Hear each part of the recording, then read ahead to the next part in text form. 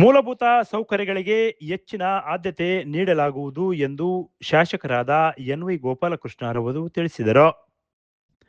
ಕ್ಷೇತ್ರದಾದ್ಯಂತ ಶಿಕ್ಷಣ ಮತ್ತು ಮೂಲ ಸೌಕರ್ಯಗಳಿಗೆ ಹೆಚ್ಚಿನ ಆದ್ಯತೆ ನೀಡಲಾಗುವುದು. ಅದಕ್ಕೆ ಉದಾಹರಣೆ ಎಂಬಂತೆ ಈ ದಿನ ರಾಂಪುರದ ಭಾಗದ ಜನಗಳಿಗೆ ಮದುವೆ ಇತರೆ ಕಾರ್ಯಕ್ರಮಗಳಿಗೆ ಮಾಡಲು ಸುಂದರವಾದ ವಾಲ್ಮೀಕಿ ಭವನ ಭೂಮಿ ಪೂಜೆ ನೆರವೇರಿಸಿದ್ದೇನೆ ಎಂದು ತಿಳಿಸಿದರು. ರಾಂಪುರ ಭಾಗದ ದೇವಸಮುದ್ರ ಹೋಬಳಿ ಮಟ್ಟದ 3,50,00,000 ವೆಚ್ಚದ ಕಾಮಗಾರಿಗೆ ಭೂಮಿ ಪೂಜೆ ನೆರವೇರಿಸಿ, ಅದೇ ರೀತಿ ಹುಚ್ಚುಮಲ್ಲೇಶ್ವರ ದೇವಸ್ಥಾನದ ಸಮುದಾಯ ಭವನಕ್ಕೆ 15 ಲಕ್ಷ ವೆಚ್ಚದ ಕಾಮಗಾರಿ ಉದ್ಘಾಟನೆ ಮಾಡಿ ಅವರು ಮಾತನಾಡಿದರು.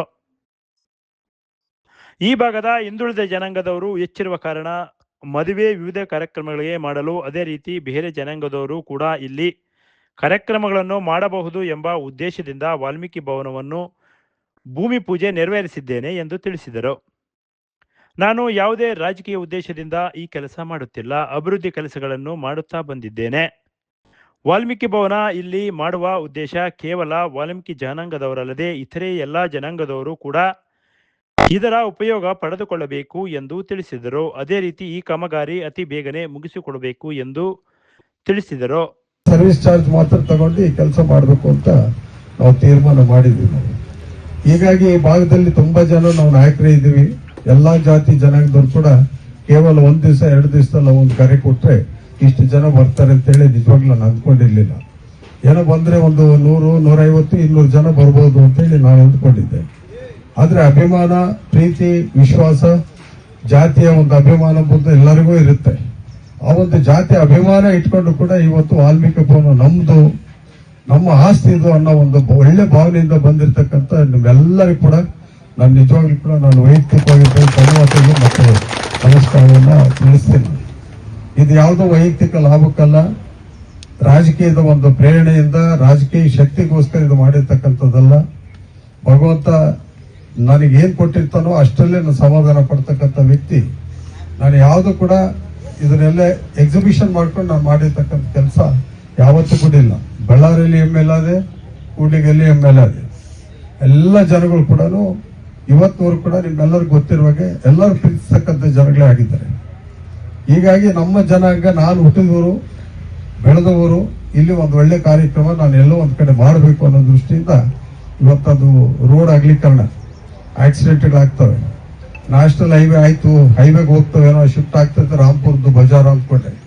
ಯಾರು ಒಬ್ಬ ನರಪ್ರಾಣಿ ಕೂಡ ಅಲ್ಲೂ ಇಲ್ಲ, ಎಲ್ಲ ಇಲ್ಲೇ ಇದ್ದಾರೆ. ಅಂಗಡಿಗಳವರು ಇನ್ನೊಂದು ಮತ್ತೊಂದು ಬಹಳ ಥಿಕ್ಲಿ ಪಾಪ್ಯುಲೇಟೆಡ್ ಏರಿಯಾ ಆಗ್ಬಿಡ್ತಾವ. ಬಸ್ ಸ್ಟ್ಯಾಂಡ್ ಸೆಂಟರ್ ನಲ್ಲಿ ಒಂದು ವೆಹಿಕಲ್ ಹಿಂಗ್ ಓಡಂಗಿಲ್ಲ. ಯಾವನ ಬೈಕ್ ನಲ್ಲಿ ಬಂದ್ರಂದ್ರೆ ನೋಡ್ಕೊಂಡು ಹೋಗ್ಬೇಕು, ಮೈ ತುಂಬ ಕಣ್ಣು ಇಟ್ಕೋಬೇಕು. ಆ ಕಡೆ ಕ್ರಾಸ್ ಈ ಕಡೆ ಕ್ರಾಸ್ ನೋಡ್ಕೊಂಡು ನಾವು ಭಯ ಪಡ್ತೀವಿ. ಅವ್ರಿಗೆ DLಗಳು ಗೊತ್ತಿಲ್ಲ, ಲೈಸೆನ್ಸ್ಗಳು ಗೊತ್ತಿಲ್ಲ, ಆಮೇಲೆ ಡ್ರೈವಿಂಗು ಗೊತ್ತಿಲ್ಲ. ಸುಮ್ಮನೆ ತಗೊಂಡೋದ್ನೇನೆ ಯಾರ್ದೋ ಬೈಕು, ಅದಕ್ಕೆ ಯಾವೊಂದು ಮಾರಾಟ, ಯಾರ್ದು ತಗೊಂಡು ಸತ್ತೋದ್ರೆ ಮತ್ತೆ ಸತ್ತೋದ್ರೆ ಸರ್ ಈಗ ಆಗೋಗ್ಬಿಟ್ಟಿದೆ, ಆಕ್ಸಿಡೆಂಟ್ ಅಲ್ಲಿ ಸತ್ರು, ಪೊಲೀಸ್ನವ್ರಿಗೆ ಹೇಳಿ. ಪೊಲೀಸ್ನವ್ರು ಹೇಳಿದ್ರೆ ಏನ್ ಮಾಡ್ತಾರೆ? DL ಆದ್ರೂ ಇರ್ಬೇಕು, ಇನ್ಶೂರೆನ್ಸ್ ಆದ್ರೂ ಇರ್ಬೇಕು. ಅವೆಲ್ಲ ಇಲ್ಲಂದ್ರೆ ಕಡೆಗೆ ಏನ್ ರಿಸಲ್ಟ್ ಏನಾಗ್ತದೆ? ನಿಮ್ಮ ಹೆಂಡ್ರು ಮಕ್ಕಳು ನಿಮ್ಮ ನೆಮ್ಕೊಂಡಿರ್ತಕ್ಕಂಥ ನಿಮ್ ಮಣ್ಣಾಕಿದಂಗೆ ಆಗುತ್ತೆ. ನೀವೊಬ್ಬರು ಸಾಯೋ ಜೊತೆಗೆ ನೀವಾದ್ರೆ ನೀವಲ್ಲ ಸಾಯರು, ಅವ್ರ ಮನೆ ಜನಗಳು ಕೂಡ ಅನ್ಯಾಯ ಮಾಡ್ದಂಗೆ ಆಗುತ್ತೆ. ಈ ಒಂದು ದೃಷ್ಟಿಯಿಂದ ಎಷ್ಟೋ ನಾನು ಮೊನ್ನೆ KDP ಮೀಟಿಂಗ್ ನಲ್ಲಿ ಕೂಡ ಎಲ್ಲರೂ ಯಾವ ಬೇರೆ ಬೇರೆ ರೀತಿಯಲ್ಲಿ ಮಾತಾಡಿದ್ರೆ, ನಾನು ಮಾತ್ರ ಬೇರೆ ಪೊಲೀಸು, RTO ಬಗ್ಗೆ, ಡ್ರೈವಿಂಗ್ ಬಗ್ಗೆ, ಲೈಸೆನ್ಸ್ ಬಗ್ಗೆ ನಾನು ಮಾತಾಡ್ತೀನಿ. ಅಂತವೆಲ್ಲ ಪೇಪರ್ನವರು ಹೈಲೈಟ್ ಮಾಡೋದಿಲ್ಲ ಈ ವಿಚಾರಗಳಲ್ಲಿ. ಯಾಕಂದ್ರೆ ನನ್ನಿಂದ ಏನು ಅವ್ರಿಗೆ ಉಪಯೋಗ ಆಗೋದಿಲ್ಲ, ಅದರಿಂದಾಗಿ ಯಾವುದು ಹೈಲೈಟ್ ಮಾಡಲ್ಲ. ಹೀಗಾಗಿ ಅದನ್ನ ಅಗಲೀಕರಣ ಮಾಡ್ಲಿಕ್ಕೋಸ್ಕರ ಈಗಾಗಲೇ ಡಿವೈಡರ್ ಹಾಕಿದ್ದೀನಿ. ಲೆಫ್ಟ್ ಸೈಡ್ ನಲ್ಲಿ ಬ್ಯಾರಿಕೇಡ್ ಕೂಡ ಆಗ್ತಾ ಇದೆ, ಲೆಫ್ಟ್ ರೈಟ್. ಬುಡ್ಡನಹಳ್ಳಿ ರೋಡ್ ಕೂಡ ಮಕ್ಕಳು, ಅಲ್ಲೆಲ್ಲ ಶಾಲಾ ಕಾಲೇಜುಗಳು ವಿಪರೀತವಾಗಿದ್ದಾವೆ. ಅಲ್ಲಿ ನಿಮ್ಮ ಸ್ಕೂಲ್ ಮುಂದ್ಗಡೆವರೆಗೂ ತಗೊಂಡು ಹೋಗ್ತೀನಿ ಡಿವೈಡರ್ನ. ಈಗ ಅಲ್ಲಿವರೆಗೂ ಸಿಟ್ಲೆ ಸರ್ವೆ ಕಡೆಯಿಂದ ತಗೊಂಡು ಹೋಗ್ತೀನಿ. ಯಾವ ಮಕ್ಕಳಿಗೂ ತೊಂದರೆ ಆಗಬಾರ್ದು. ಯಾವ ಮಕ್ಕಳು ಬಂದು ಸೀದಾ ಹಿಂಗ್ ಬಂದು ಹಿಂಗ್ ಬರೋದು, ಹಿಂಗ್ ಹೋಗೋದು ಆಗಬಾರ್ದು. ಅದಕ್ಕಿಂತ JBಹಳ್ಳಿ ಈ ಕ್ರಾಸ್ ಕೂಡ ಅಗಲೀಕರಣ ಮಾಡಿಸಿ ಇವತ್ತು ಮಕ್ಕಳು ಮರಿಗೆ ಓಡಾಡ್ತಕ್ಕಂಥ ಕೆಲಸ ಕೂಡ ಸ್ವಲ್ಪ ಫ್ರೀ ಆಗಿರ್ಲಿ ಅನ್ನೋ ಕಾರಣಕ್ಕೆ ಮಾಡಿ. ಇರೋದ್ರಲ್ಲೇ ಕಾಲ್ ಚಾಚ್ಬೇಕಷ್ಟೇ, ನಾವು ಏನು ಮಾಡೋಕ್ಕಾಗೋದಿಲ್ಲ. 1 ಮೀಟರ್ ಬಟ್ಟೆ ಕೊಟ್ಬಿಟ್ಟು 6 ಮೀಟರ್ ಜುಬ್ಬೋಲಿ ಅಂದ್ರೆ ಹೆಂಗ್ ಹೊಲಿತಾರೆ ಟೈಲರ್, ನಾನು ಹುಚ್ಚ ಅಂತ ಹೇಳ್ತಾರೆ. ಹಿಂಗಾಗಿ ಇರೋದ್ರಲ್ಲೇ ನಾನು ಇಷ್ಟು ಸವಲತ್ತು ಕೊಡ್ತೀನಿ. ಇನ್ನು ಎಲ್ಲಾ ರೀತಿಯಲ್ಲೂ ಕೂಡ ರಸ್ತೆ ಸಂಪರ್ಕಗಳು, ಮೂಲಭೂತ ಸೌಕರ್ಯಗಳು, ಶಾಲೆಗಳಿಗೆ ಬಿಲ್ಡಿಂಗ್ಗಳು, ಇನ್ನಲ್ಲಿ ಎಲ್ಲ ಕಡೆ ಎಲ್ಲಾ ರೀತಿಯಲ್ಲಿ ಕೂಡ ನನ್ನ ಕೈಲಾದಷ್ಟು ನಾನು ಸಹಾಯ ಮಾಡ್ಕೊಂಡು ಹೋಗ್ತಾ ಇದ್ದೀನಿ. ಈಗ ನಾಳೆಯಿಂದ ಸಿರಾ ಕರಡಿಯಲ್ಲಿ ಮಾರ್ಗವಾಗಿ ಸುಮಾರು 2 ಕೋಟಿ ರೂಪಾಯಿ ಅಂದಾಜಿನ ವೆಚ್ಚದಲ್ಲಿ ನಾಳೆ ಭೂಮಿ ಪೂಜೆ ಮಾಡ್ತಾ ಇದ್ದೀನಿ. ವೆಂಕಟಾಪುರ ದೇವಸ್ಥಾನದಲ್ಲಿಂದ ವೆಂಕಟಾಪುರಕ್ಕೆ ಈಗಾಗಲೇ ಆಫ್ ಮಾಡಿದ್ದೀನಿ, ಅಲ್ಲಿ ಮುಂದುವರಿಸಿ ಮತ್ತೆ ಅಲ್ಲಿ ಒಂದು 2 ಕೋಟಿ ರೂಪಾಯಿ ದುಡ್ಡು ಹಾಕಿದ್ದೀನಿ. ಅದೇ ರೀತಿಯಲ್ಲಿ ಓಬಳಾಪುರ ಮಧ್ಯದಲ್ಲಿ ಅಲ್ಲೆಲ್ಲ ಬಿದ್ದೋಗಿರ್ತಕ್ಕ ಊರೆಲ್ಲ ಗಬ್ಬೆದ್ದೋಗಿದೆ, ಅದಕ್ಕೂ ಸಂಪೂರ್ಣವಾಗಿರ್ತಕ್ಕಂಥ ಕೆಲಸ ಅಲ್ಲೇ ಮಾಡ್ತಾ ಇದ್ದೀವಿ. ಇನ್ನು ಅನೇಕ ಆ ಕಡೆಯಲ್ಲಿ ಇಡೀ ಕ್ಷೇತ್ರದಲ್ಲೆಲ್ಲ ಈ ಕಾರ್ಯಕ್ರಮಗಳು ನಾವು ಮಾಡ್ಕೊಂಡು ಹೋಗ್ತಾ ಇದೀವಿ. ಮುಂದಿನ ದಿನಗಳಲ್ಲಿ ಕೂಡ ಇನ್ನೂ 2 ವರ್ಷ ನಮ್ಮ ಸರ್ಕಾರ ಇರೋದ್ರಿಂದ ಮಾನ್ಯ ಸಿದ್ದರಾಮಯ್ಯ ಸರ್ಕಾರ ಇಲ್ಲಿವರೆಗೂ ಸಾಕಷ್ಟು ನಮಗೆ ಹಣಕಾಸಿನ ಸಮಸ್ಯೆ ಇದ್ರು ಕೂಡ ಎಷ್ಟು ಸಾಧ್ಯ ಅಷ್ಟೆಲ್ಲ ಹಣಕಾಸಿನ ವ್ಯವಸ್ಥೆ ಮಾಡ್ತಾರೆ. ಅದಕ್ಕೆ ಸರಿದೂಗಿಸ್ಕೊಂಡು ನಾವು ಕೂಡ ಅಷ್ಟು ಇಷ್ಟು ಅಡ್ಜಸ್ಟ್ ಮಾಡಿ ಬೇರೆ ಬೇರೆ ರೂಪದಲ್ಲಿ ಕೂಡ ಹೊಂದಾಣಿಕೆ ಮಾಡ್ಕೊಂಡು ಕೆಲಸಗಳನ್ನ ಮಾಡ್ತಕ್ಕಂಥ ಕೆಲಸಗಳು ನಾವು ಈ ಕ್ಷೇತ್ರದಲ್ಲಿ ಈಗಾಗಲೇ ಎಲ್ಲ ಕಡೆ ಮಾಡಿದ್ವಿ. ನಾಯಕನಹಟ್ಟಿ ಆಗಿರ್ಬೋದು, ತಳಕಾಗಿರ್ಬೋದು, ಮೊಳಕಾಲ್ಮೂರು ಆಗಿರ್ಬೋದು, ಎಲ್ಲಾ ಊರುಗಳಲ್ಲಿ ಬರ್ತಕ್ಕಂಥ ಪ್ರತಿ ಗ್ರಾಮದಲ್ಲಿ ಕೂಡ ಮೂಲಭೂತ ಸೌಕರ್ಯಗಳು, ರಸ್ತೆ, ಕುಡಿಯುವ ನೀರು, ಶಾಲೆ, ಅಂಗನವಾಡಿ ಬಿಲ್ಡಿಂಗ್ಗಳು ಸುಮಾರು 450 ಶಾಲೆಗಳಿಗೆ ಈಗಾಗಲೇ ನಾವು ಪರ್ಮಿಷನ್ ತಗೊಂಡಿದ್ದೀವಿ. PWDಗೆ ಸರ್ವೆ ಮಾಡ್ಲಿಕ್ಕೆ ಹಾಕಿದ್ದಾರೆ. ಅಂಗನವಾಡಿ 180 ಅಂಗನವಾಡಿ ಕಟ್ಟಡಗಳು ನಾವು ಕಟ್ತಾರೆ. ಪ್ರತಿ ಹಳ್ಳಿಯಲ್ಲಿ ಕೂಡ ಯಾರು ಕೂಡ ನಮಗೆ ಶಾಲೆ ಇಲ್ಲ, ಶಾಲೆ ಕಟ್ಟಡಗಳಿಲ್ಲ ಅಂತ ಹೇಳ್ಬಾರ್ದು. ಅಂಗನವಾಡಿ ಬಿಲ್ಡಿಂಗ್ಗಳು ಯಾವುದು ಕೂಡ ಬಾಡಿಗೆ ಮನೆಯಲ್ಲಿ ನಡೆಸಬಾರ್ದು, ಎಲ್ಲ ಸರ್ಕಾರದಿಂದ ನಡೆದು ಈ ಕೆಲಸಗಳನ್ನ ಮಾಡ್ತೀವಿ. ಎಲ್ಲ ಹೇಳ್ತಕ್ಕಂಥ ಅಗತ್ಯ ಇರಲಿಲ್ಲ.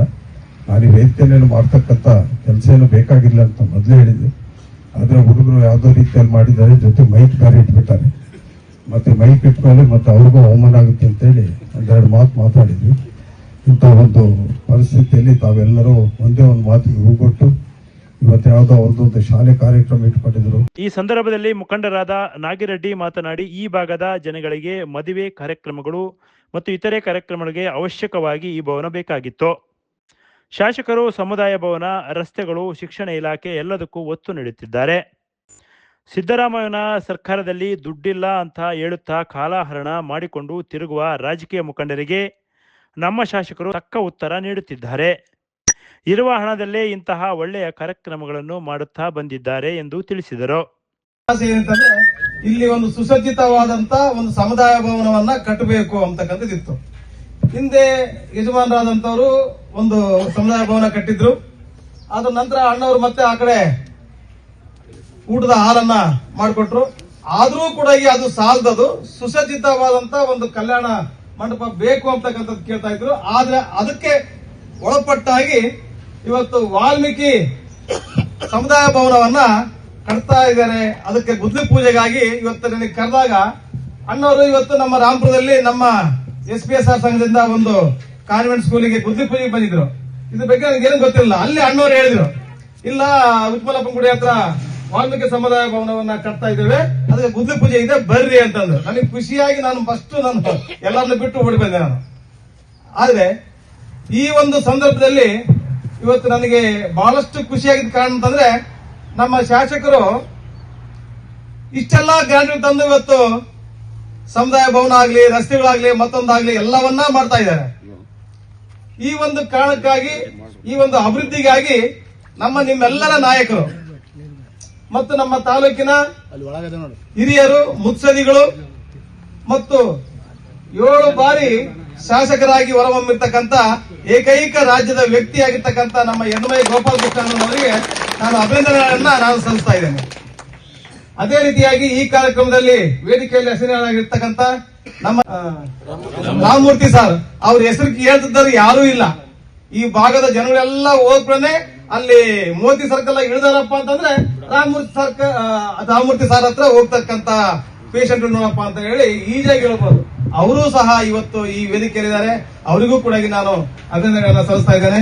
ಆಮೇಲೆ ಅದೇ ರೀತಿಯಾಗಿ ನಮ್ಮ ಮುಖಂಡರಾದಂತಹ ಶಂಕರಣ್ಣನವರು, ಗಂಗಾಧರಪ್ಪನವರು ಮತ್ತು ಹಿರಿಯ ವ್ಯಕ್ತಿಗಳು ಮತ್ತು ಎಲ್ಲಾ ಚೇತನ್ ಅವರು, ತಿಪ್ಪೇಸ್ವಾಮಿ ಅವರು ಎಲ್ಲರೂ ಇದ್ದಾರೆ. ಅವರೆಲ್ಲರಿಗೂ ವಂದನೆಗಳನ್ನು ಹೇಳ್ತಾ ಇವತ್ತು ಈ ಒಂದು ಸಮುದಾಯ ಭವನಕ್ಕೆ ಗೋಪಾಲಣ್ಣನವರು ಬುದ್ಧ ಪೂಜೆಯನ್ನ ಮಾಡಿದ್ದಾರೆ. ಅವರ ಕಾರ್ಯಕ್ರಮಗಳು ಹೆಂಗಿರ್ತಾವ ಎಂಬುದು ನಿಮಗೆಲ್ಲರೂ ಚೆನ್ನಾಗಿ ಗೊತ್ತಿದೆ. ಇದೇ ಸಂದರ್ಭದಲ್ಲಿ ಈ ಭಾಗದ ಖ್ಯಾತ ಹೃದಯ ರೋಗ ತಜ್ಞರಾದ ಡಾಕ್ಟರ್ P. ರಾಮಮೂರ್ತಿ ಮಾತನಾಡಿ, ಈ ವಾಲ್ಮೀಕಿ ಭವನ ಒಳ್ಳೆ ಉದ್ದೇಶಕ್ಕೆ ಮಾಡಿದ್ದಾರೆ. ವಾಲ್ಮೀಕಿ ಜನಾಂಗದವರಲ್ಲದೆ ಇತರೆ ಜಾತಿಗಳವರು ಕೂಡ ಇದರನ್ನು ಉಪಯೋಗ ಪಡೆದುಕೊಳ್ಳಬೇಕು ಎಂದು ತಿಳಿಸಿದರು. ಈ ದೇವಸ್ಥಾನವು ತುಂಬಾ ಹಳೆಯದಾಗಿದ್ದು ಕೂಡ ಅಭಿವೃದ್ಧಿ ಮಾಡುತ್ತಾ ಬಂದಿದ್ದಾರೆ. ಈ ಸನ್ನಿಧಾನದಲ್ಲಿ ಶಿವನೇ ನೆಲೆಸಿದ್ದಾನೆ. ಸತ್ಯಂ ಶಿವಂ ಸುಂದರಂ ಆಗಿ ಮಾರ್ಪಟ್ಟಿದೆ ಎಂದು ತಿಳಿಸಿದರು. ಈ ಭಾಗದ ಉತ್ತಮ ಕಾರ್ಯಕ್ರಮಗಳನ್ನು ಮಾಡುತ್ತಾ ಬಂದಿದ್ದಾರೆ. ಶಾಸಕರಿಗೆ ಅಭಿನಂದನೆಗಳು ತಿಳಿಸಿದರು. ಇವತ್ತು ನಾನು ಇಲ್ಲಿ ಬಂದಿದ್ದು ಬಹಳ ಆಕಸ್ಮಿಕ. ಸಾಹೇಬನ ಬಹಳ ದಿವಸ ಆಗಿತ್ತು, ನೋಡಿರ್ಲಿಲ್ಲ. ಮಾತಾಡ್ಸೋಣ ಅನ್ನೋದು ಒಂದು ಉದ್ದೇಶಕ್ಕೆ ಭಾನುವಾರ ಊರಿಗೆ ಹೋಗೋ ಒಂದು ಪ್ರೋಗ್ರಾಮ್ ಇತ್ತು. ನಮ್ಮ ಬ್ರದರ್ ಗೋವಿಂದಪ್ಪ ನಾಲ್ಕು ಸಹೋದರರು ಇಟ್ಲ ಒಂದನ ದಾಂಡ್ ಮೀರು ಅಟ್ಲೆ ಸೂಸ್ಕೊಂಡು ಹೋದ್ರಂತೆ ಅಂತಂದ್ರು. ಆಯ್ತಪ್ಪ ಬರ್ತೀನಿ ಬಿಡು ಅಂತ ಹೇಳಿದೆ. ಈ ಒಂದು ಅಪರೂಪದ ಸಂದರ್ಭದಲ್ಲಿ ನಮ್ಮ ಶಾಸಕರು ನಮಗೆ ಈ ಒಂದು ನಮ್ಮ ಸಮುದಾಯದ ಅತಿಥಿಗಳು ಸ್ನೇಹಿತರು ಮುಂದೆ ಮಾತಾಡಕ್ಕೆ ಅವಕಾಶ ಕೊಟ್ಟಿದ್ದಕ್ಕೆ ಗ್ರಾಮಸ್ಥರಿಗೂ ಶಾಸಕರಿಗೂ ಮತ್ತು ಎಲ್ಲ ಅತಿಥಿಗಳಿಗೂ ನಾನು ನಮಸ್ಕಾರಗಳನ್ನು ತಿಳಿಸುತ್ತಾ, ಈಗ ನಾವು ಏನು ಹೆಚ್ಚು ಭಾಷಣ ಮಾಡೋದಲ್ಲ ನಾವು. ಈಗ ನಾನು ಈ ಸಂದರ್ಭದಲ್ಲಿ ಶಾಸಕರಿಗೆ ಧನ್ಯವಾದಗಳನ್ನ ಹೇಳ್ತಾ, ಈಗ ವಾಲ್ಮೀಕಿ ಸಮುದಾಯ ಭವನ ಅದು ವಾಲ್ಮೀಕಿ ಸಮುದಾಯಕ್ಕೆ ಸೀಮಿತವಾಗದೇನೆ ಈ ರಾಂಪುರ ಸುತ್ತಮುತ್ತ ಇರ್ತಕ್ಕಂಥ ಎಲ್ಲಾ ಗ್ರಾಮದರು, ಎಲ್ಲಾ ಜಾತಿಯವರಿಗೂ ಕೂಡ ಇಲ್ಲಿ ನಾವು ಮೊದಲು ಇಲ್ಲಿ ಬಳ್ಳಾರಿ ಊರಿಗೆ ಹೋಗುವಾಗ ಈ ಒಂದು ಮರಗಳಂದೇ ಕಾಣಿಸ್ತಾ ಇದ್ವು ನಮಗೆ. ಅಲ್ಲಿ ಉಚ್ಚಮಲ್ಲಪ್ಪನ ಗುಡಿ ಅಂತ ನಾವು ಗೊತ್ತಿರ್ಲಿಲ್ಲ. ಅಲ್ಲಿ ಪರಮೇಶ್ವರಪ್ಪನ ಗುಡಿಗೆ ನಾವು 2-3 ಸರಿ ದೇವಸ್ಥಾನಕ್ಕೆ ಹೋದಾಗ ಮದುವೆಗಳಿಗೆ ಹೋದಾಗ ನೋಡ್ಕೊಂಡ್ ಬಂದಿದ್ವಿ. ಆಮೇಲೆ ಇಲ್ಲಿ ಉಚ್ಚಮಲ್ಲಪ್ಪ ದೇವಸ್ಥಾನ ಇದೆ ಅಂತೇಳಿ ನಮ್ಮ ಸ್ನೇಹಿತರು ಕರ್ಕೊಂಡ್ಬಂದು ನೋಡಿದ್ರು. ಸಣ್ಣ ಗುಡಿ ಬಂದಿತ್ತು, ಅದೇ ತರ ಇತ್ತು. ಸೊ ಅದನ್ನ ಊರಿನ ಎಲ್ಲ ಹಿತೈಷಿಗಳೆಲ್ಲ ಸ್ವಲ್ಪ ತುಂಬಾ ಚೆನ್ನಾಗಿ ಅಭಿವೃದ್ಧಿ ಮಾಡಿದ್ದಾರೆ. ಅದಕ್ಕೆ ಶಾಸಕರು ಸಹ ತುಂಬಾ ಸಹಾಯ ಮಾಡಿದ್ದಾರೆ. ಈಗ ಈ ಸತ್ಯಂ ಶಿವಂ ಸುಂದರಂ ಅಂತ, ಸತ್ಯಂ ಅಂದ್ರೆ ನಮ್ಮ ಶಾಸಕರಿದ್ದಂಗೆ, ಅವ್ರು ಏನ್ ಮಾಡ್ತಾರೆ ಅದು ಸತ್ಯನೇ. ಶಿವಂ ಅಂದ್ರೆ ಇಲ್ಲಿ ಶಿವ ದೇವಸ್ಥಾನ ಇದೆ. ಶಿವಂ ಅಂದ್ರೆ ಶಿವ ಈ ಒಂದು ಸನ್ನಿಧಿಯಲ್ಲಿ ಆಸೀನ ಆಗಿದ್ದಾನೆ ಅಂತಾನೆ ಅರ್ಥ. ಸುಂದರಂ ಅಂದ್ರೆ ಈ ಒಂದು ತಾಣ ತುಂಬಾ ಸುಂದರವಾಗಿದೆ. ಈ ತಾಣವನ್ನು ಇನ್ನೂ ಹೆಚ್ಚಿನ ಸುಂದರವಾಗಿ ಮಾಡ್ಬೇಕಂತ ನಮ್ಮ ಶಾಸಕರು ಈ ಒಂದು ಸಾರ್ವಜನಿಕರಿಗೆ ಸಹಾಯ ಆಗ್ಬೇಕು. ಬಡಬಗ್ಗರಿಗೆ ಮದುವೆ ಮಾಡ್ಕೋಬಹುದು, ಕಲ್ಯಾಣ ಮಂಟಪ ಮಾಡ್ಕೋಬಹುದು, ಯಾವ ಏನು ಶಾಸ್ತ್ರ ಮಾಡ್ಕೋಬೇಕಾದ್ರೂ ಕೂಡ ಒಂದು ಕಲ್ಯಾಣ ಮಂಟಪ ಇದ್ರೆ ಬಳ್ಳಾರಿ ಅಂತ ಸಿಟಿಯಲ್ಲಿ ಹೋಗಿ ಏನಾದ್ರು ಫಂಕ್ಷನ್ ಮಾಡ್ಕೋಬೇಕಂದ್ರೆ ಕನಿಷ್ಠ ಬಾಡಿಗೆನೆ 1 ಲಕ್ಷ ಕಟ್ಬೇಕಾಗ್ತದೆ. ಅಂತ ಸಂದರ್ಭದಲ್ಲಿ ಈ ಶಾಸಕರು ಈ ಒಂದು ವಾಲ್ಮೀಕಿ ಸಮುದಾಯ ಭವನನ್ನ ತಮ್ಮೆಲ್ಲರಿಗೂ ದಾರಿ ಎರಿತಾ ಇದ್ದಾರೆ. ಇವತ್ತಿನ ದಿನ ಅಷ್ಟು 3 ಕೋಟಿ ರೂಪಾಯಿ ತುಂಬಾ ಬಹಳ ಮೊತ್ತದ್ದು ಅಂತ ಒಂದು ಅಮೌಂಟ್ ಅನ್ನು ಸರ್ಕಾರದ ವತಿಯಿಂದ ಶಾಸಕರು ತಮ್ಮೆಲ್ಲರಿಗೂ ಇವತ್ತು. ಈ ಸಂದರ್ಭದಲ್ಲಿ ಎನ್ವೈಪಿ ಸ್ವಾಮಿ, ಎನ್ವೈಪಿ ಚೇತನ್, ಗಂಗಾಧರಪ್ಪ, ಶಂಕರ್ ರೆಡ್ಡಿ, ಜೀರಳ್ಳಿ ತಿಪ್ಪೇಸ್ವಾಮಿ, ಪರಮೇಶ್ವರಪ್ಪ, ಸಿದ್ದಬಸಪ್ಪ, ಮಂಜುನಾಥ್, ಹೊನ್ನೂರು ಸ್ವಾಮಿ, ಗುತ್ತಿಗೆದಾರರಾದ ಎಸ್ ಖಾದರ್, ನಾಗಸಮುದ್ರ ಗೋವಿಂದಪ್ಪ, ಮೂರ್ತಿ, ಚಿನ್ನಯ್ಯ, ನಾಗೇಶ್, ಗಂಗಣ್ಣ, ವಿಜಯ್ ಕುಮಾರ್, ನಿರ್ಮಿತಾ ಕೇಂದ್ರ, ಇಂಜಿನಿಯರ್ ಸತೀಶ್ ಮತ್ತು ವಿವಿಧ ಗ್ರಾಮಗಳಿಂದ ಆಗಮಿಸಿದ ಕಾಂಗ್ರೆಸ್ ಮುಖಂಡರು ಇನ್ನು ಹಲವರು ಉಪಸ್ಥಿತರಿದ್ದರು. Bureau report, PM Gangadhar, Bharat Vaibhav news, Molakalmuru. Thanks for watching. Read, discuss and debate with editor Dr. Yan Prashant Rao. Wanted reporters in print, digital and visual media for Bharat Vaibhav Daily Newspaper, BV News 5 Channel and BV Fast Web News from all the talukas of Karnataka, Goa and Maharashtra. If interested, send your resume to 9019229369.